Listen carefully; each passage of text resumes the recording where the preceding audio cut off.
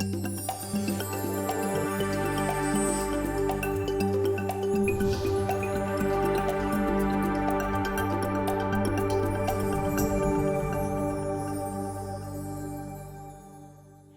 business management is a specific approach to managing a business or a not-for-profit organization or a government agency where the focus is on delivering the greatest value possible at the lowest cost while you're also producing a highly fulfilling work environment for the employees. Lean came from Toyota, and we've learned more and more over the years that it wasn't just how they did their production lines and designed the way that cars moved down a manufacturing line. It was how they looked at their books from an accounting perspective, how they hire people, how they orient new hires, how they design processes in any other area. So it's a very all-encompassing way to manage a business where the focus is on providing greater and greater levels of value, both to an external customer and an internal customer, and do that with reduced expenses and by creating this very fulfilling work environment where everyone's fully engaged.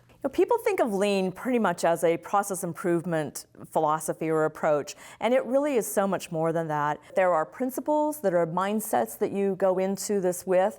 There are practices, which are habitual, repetitive practices. For example, problem solving. There's a very specific way to solve a problem using the Lean methodology. And then there are tools, which are, in some cases, the countermeasures you use for specific problems once you get to the point where you know the root cause of the problem. So it's all three altogether: principles, practices, and tools. So it's really a full management practice and approach rather than it just being a technical process improvement philosophy. I think there's a little bit of a misconception about what someone does if they're full-time in an improvement world, and oftentimes they think that they're going in and they're actually fixing directly themselves the problems that an organization has. But what they're actually doing is serving as a coach, a teacher, a mentor, and they're helping others learn what they know. So in other words, they're putting together cross-functional teams and helping them learn how to solve the problem because the people doing the work are the experts. So one of the many traits that's necessary is someone who can be fairly objective and be very interested in and good at teaching so that they are able to get the most out of these team members and be able to solve the problem most effectively.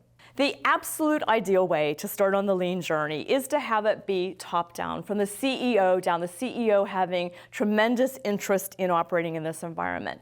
That's not always the case, and so Lean can really start anywhere in an organization. People who can benefit most by learning about Lean and becoming proficient in it are either already middle managers and they want to work their way up, and this is a great means to the top because they'll have a greater skill set, or people who are even on the front lines and want to become middle managers. Again, the Lean skills that you get in the mindset gives incredible results. We've seen a number of great success stories where middle managers and supervisors have used Lean principles to get greater and greater levels of performance, and then through everyone seeing those results, they start wanting to spread it into their areas, and it can then bubble up through to the executive ranks. The Lean mindset is actually evolving now into becoming function-specific. So for example, HR departments, accounting departments, information technology departments, IT, are all starting to incorporate the fundamental practices and principles that make up the core of Lean thinking. And there are a number of industries that really haven't paid close attention to improvement that are now getting into this new world.